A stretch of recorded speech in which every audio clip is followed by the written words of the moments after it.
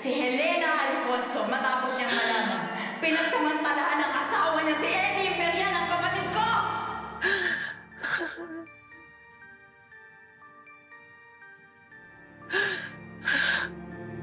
Si Miss Velma pumatay kay Helena.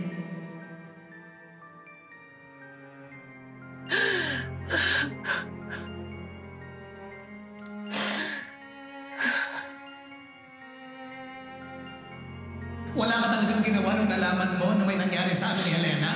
Hindi nagpakamatay si Helena Alfonso.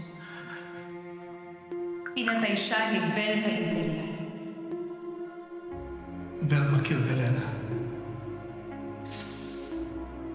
I did not kill Helena.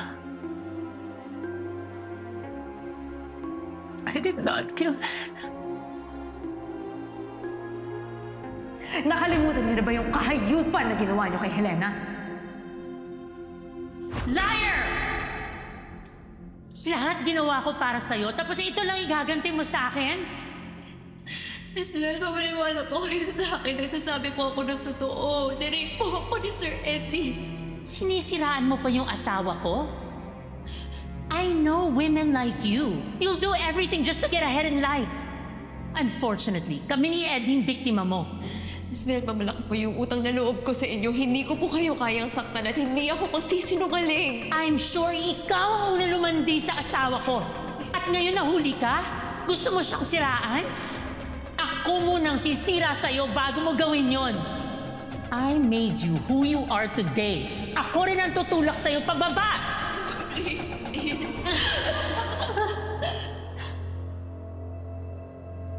Find your way out.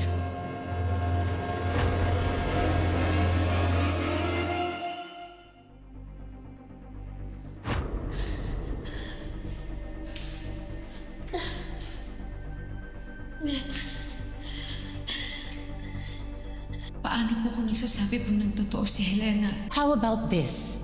Ito. Di ba obvious that my husband had an affair with this woman? And I'm sure gumawa siya ng paraan para mahulog si Eddie sa kanya. Steve, Ano, naniniwala ka? Sa kasinungalingan niya?